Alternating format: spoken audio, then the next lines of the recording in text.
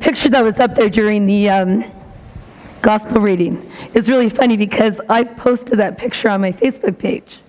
Except the guy at the bottom is saying, his clothes look really white. I wonder what cleaner he uses. That's what it says. That one. Actually, I put that up there, and then somebody wrote a comment and said, maybe he eats a Tide Pod. I don't know.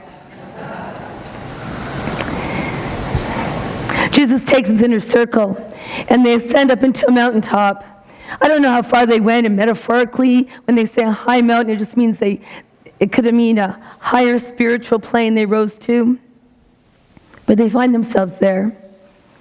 And before long, something mysterious happens to them all, and they watch as Jesus is transformed from the person they knew intimately, their friend, their mentor. All of a sudden, he's glowing white, and Elijah and Moses are standing up there with him. It's the transfiguration, the transformation. All along, he's been walking with these guys, and he's been saying, giving hints who he is and what he's doing. And finally, in that moment, they get it. This guy is powerful, important, beloved by God, the Christ. Peter, in one of the other readings, says this is a good place to be. But they're overcome, and they're overwhelmed. And in other stories of transfiguration, they want to set up little booths so people can come and visit Elijah, Moses, and Jesus and talk to them. Just like last week, Jesus decides to leave Galilee because his mission is in the world. And instead of staying on the mountaintop, Jesus descends because he's continuing with the transformative work that he's called to do. The Greek word for what happened to him is called metamorphoso, which is where we get the term metamorphosis. Change, dramatic change. And that's what Jesus is going to do.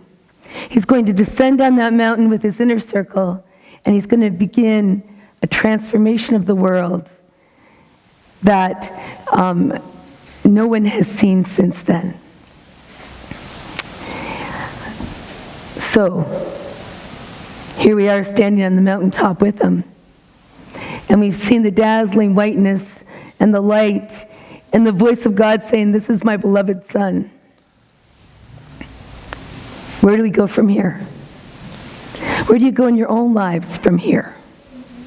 Sometimes that's a frightening question.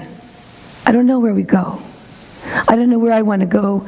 I know people who retire and they don't have any plan afterwards. You know, they find themselves stagnating, or else they become overworked. And I know that happens around here. They just are looking for something vital to be a part of. I think we all want to be vital to the world. We want to be important. We want to leave our mark. And I really don't believe most of us actually understand how deeply they touch other people. Even when you think you haven't done anything, I guarantee there is not a person here who has not touched somebody's heart in a way that was transforming for them. And you may not even know it. And is that important that you do? I don't think it is. When we go and walk through this path of life and we share the love of Jesus Christ, what happens is that just by loving, people can be changed, transformed, transfigured. And we're called as individuals through our baptism to be a transforming force in the world, and congregations are also called to be that transforming force, to make a difference, to spread the love of God. The question is, for us as a congregation, is how do we do that? Just like the question is for ourselves. When Jesus called the disciples, it's interesting. Because he never called one of them by themselves. They're always in 2 or 3 or a pack. He'd go by and he'd say, "You want to come?" And they'd say, "Sure, follow me in the game." There's I think maybe 2 is the smallest group.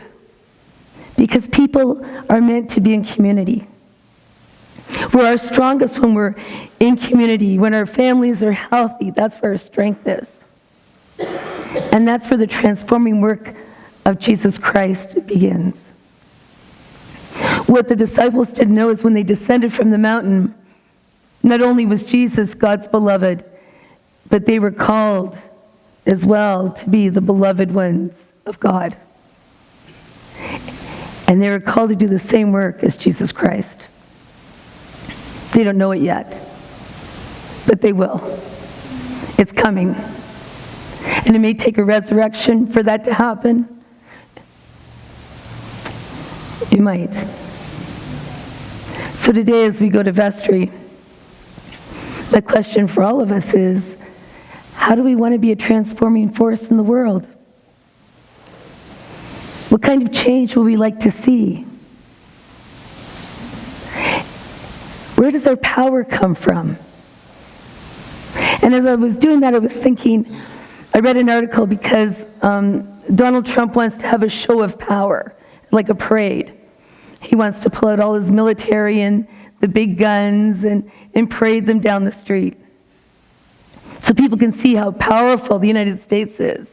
And the person who wrote the article said the only people who do that are countries overwhelmed by dictatorships and corrupt leaders. So is it really a show of power? Or is it because we lack confidence? I think our power for us is in the love of Jesus Christ. There's no big show that has to go on. Sometimes it's going to be quiet and gentle.